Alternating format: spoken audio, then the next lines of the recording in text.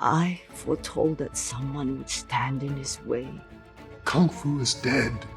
Unless he is stopped, this could be the end of Kung Fu. Kung Fu Panda, c'est une franchise à plus d'1 milliard de dollars au box-office. 4 films, une saga devenue culte portée par DreamWorks Animation, le studio qui, à l'époque, cherchait à rivaliser avec Pixar. Et là où le studio et la lampe ont capitalisé sur des jouets, DreamWorks ont pêché une idée plus risquée. Un panda maladroit, sans talent, choisi pour devenir un maître du kung-fu. Un héros improbable, presque une erreur de casting.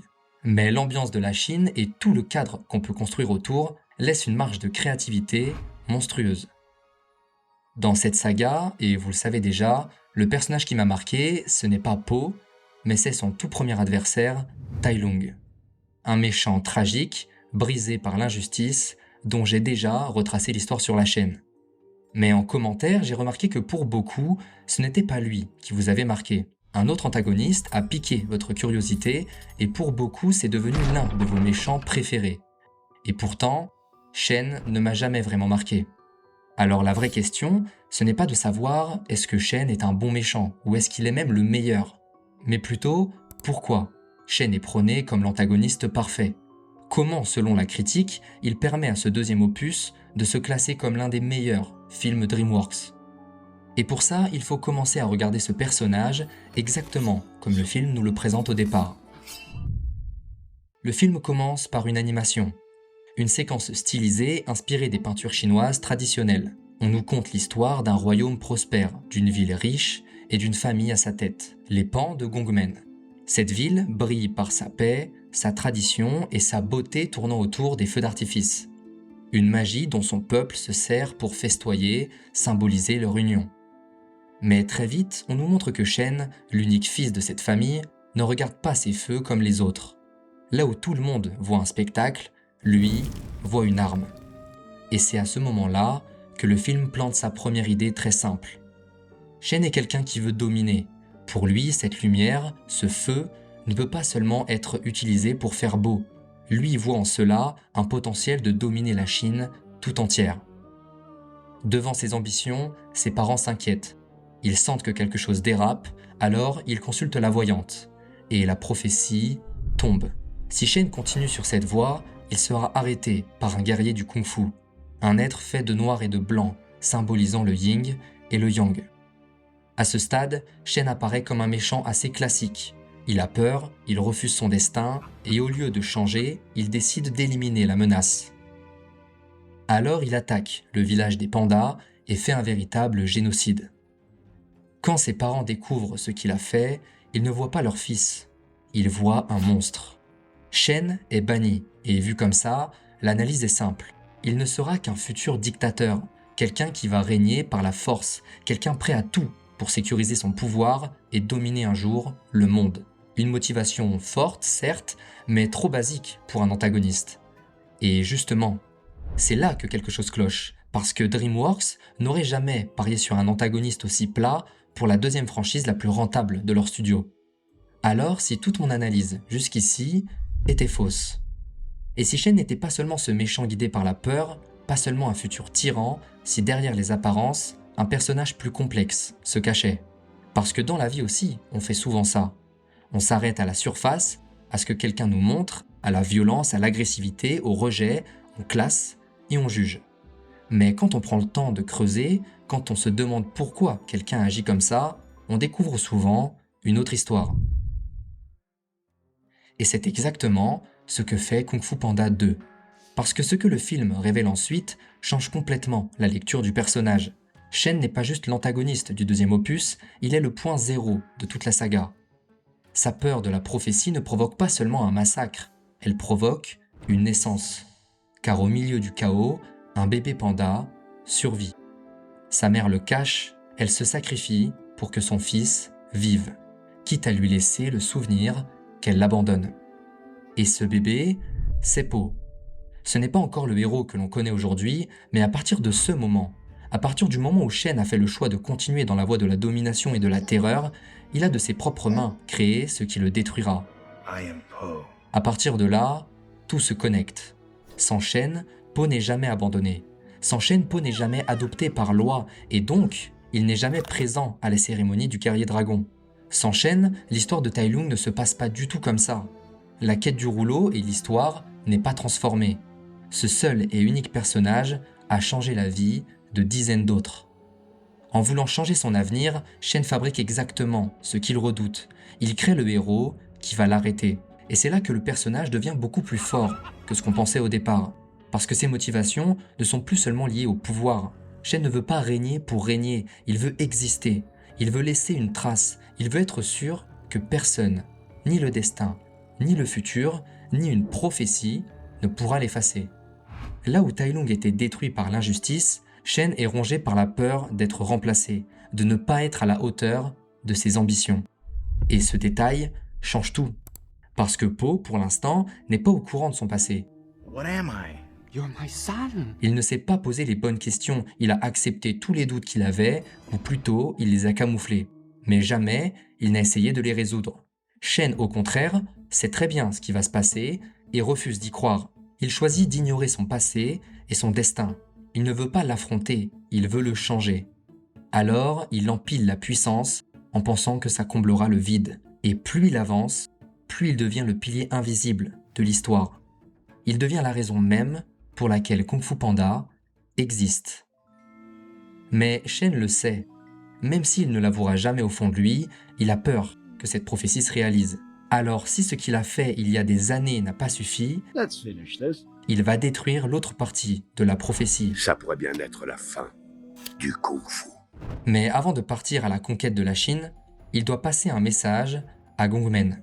Il se rend donc au temple et défie les 3 maîtres kung-fu.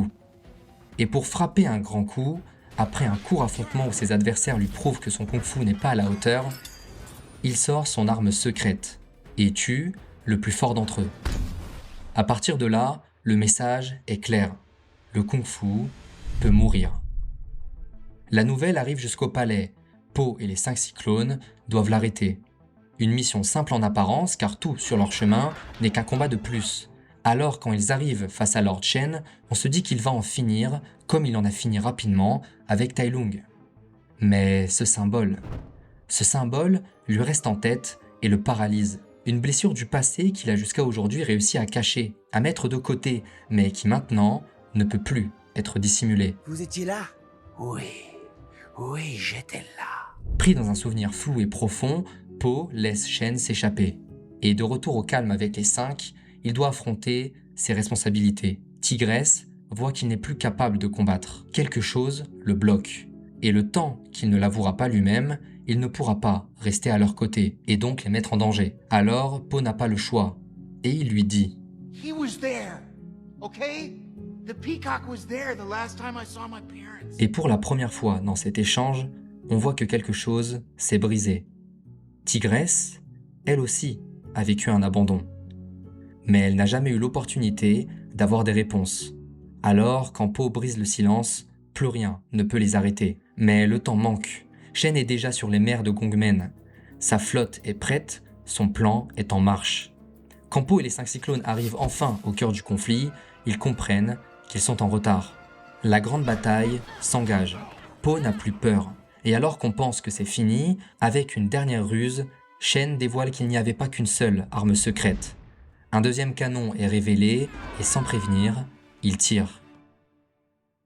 Po est frappé de plein fouet. Shifu le ressent, son élève n'est plus. Le kung-fu va inévitablement sombrer. Le film ose quelque chose de rare, le héros est vaincu. Shen a gagné, il a réussi à changer son destin. Et c'est là que le film surprend. Parce que faire survivre le héros face à cette scène aurait été trop facile. Alors que suivre ce qu'ils ont posé dès le premier film, c'est simplement un coup de génie. Lors de la vidéo sur Tai Lung, nous l'avions dit. Po a reçu l'humour, la chance, mais aussi l'immunité. Si Po n'était qu'un panda comme un autre, il n'aurait jamais survécu à Tai Lung. Alors tout ça n'est pas une histoire de chance. Tout ça est peut-être beaucoup plus profond que ce qu'on pourrait le penser. Po ne meurt pas. Il est brisé, inconscient, mais en vie. Et c'est la voyante qui le soigne. La même qui avait prévu la chute de Shen. Mais cette fois, il ne s'agit plus de destin. Il s'agit de vérité. Elle ne lui apprend pas une nouvelle technique de combat, elle ne lui donne pas une arme. Elle lui montre ce qu'il n'a jamais voulu voir. Le village est en feu, les soldats de Shen, la panique. Et sa mère, elle ne l'abandonne pas. Elle le sauve.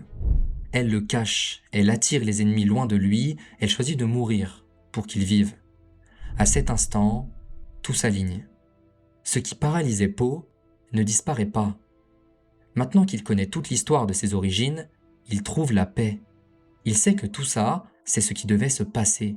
C'est son histoire. Il n'a jamais été seul, il n'a jamais été abandonné, parce que depuis le début, il a choisi d'y croire. Et il comprend enfin qu'il n'a jamais été perdu, qu'il a toujours été à sa place. Mais pendant ce temps, Shen se prépare à régner. Sa flotte prend le large et on découvre que plein d'autres canons ont été fabriqués. Et ces derniers ont eu raison des alliés de Po. Les 2 maîtres du kung-fu, les 5 cyclones et même maître Shifu sont à terre. Ils ont perdu. Alors, quand Po revient sur le champ de bataille, Shen n'y croit pas.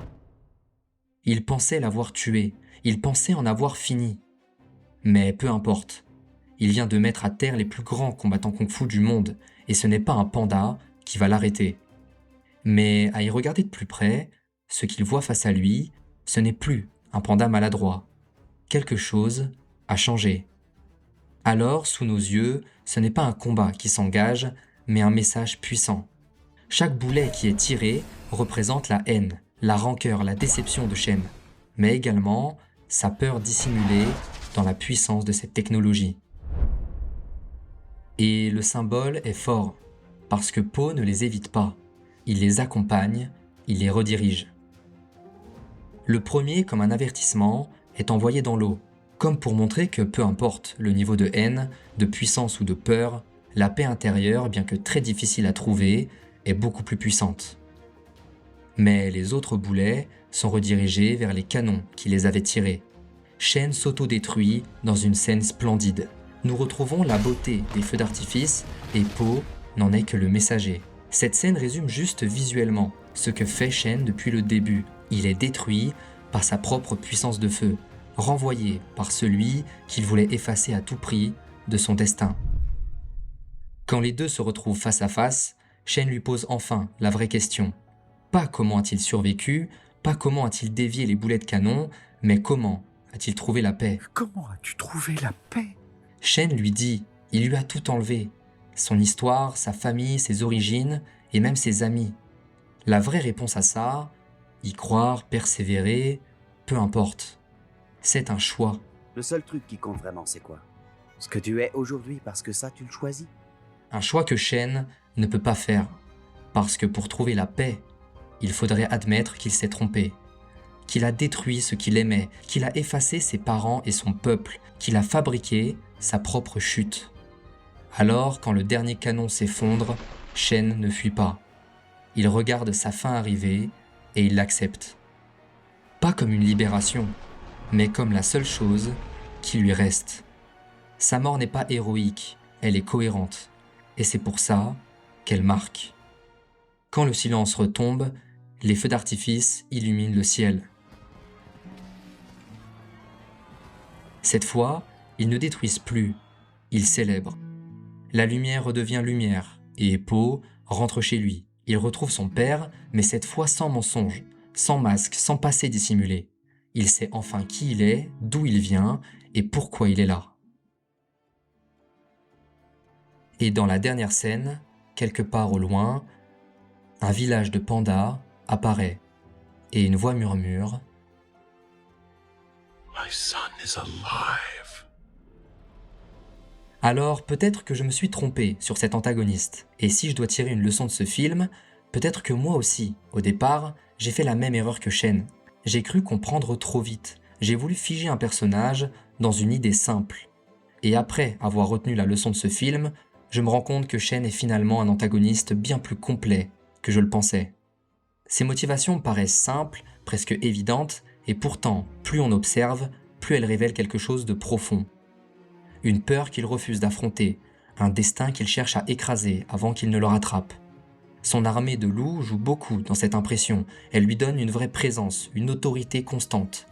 Shen ne combat pas vraiment la peur, il la repousse, et c'est justement ce qui le rend autant dangereux que fragile. Et puis, il y a son apparence. Faire d'un Pan un grand méchant, peu de gens y auraient pensé, et pourtant visuellement, tout fonctionne. L'élégance, la couleur, les ailes et les griffes en métal, les mouvements, chaque détail renforce ce qu'il est. Au final, cet antagoniste marque les esprits, parce qu'il est cohérent du fond à la forme. Et c'est peut-être ça, le paradoxe de Shen. Il n'est pas toujours reconnu, rarement cité comme une référence, et pourtant, dans ce qu'il représente, il s'impose comme l'un des antagonistes les plus aboutis du cinéma d'animation.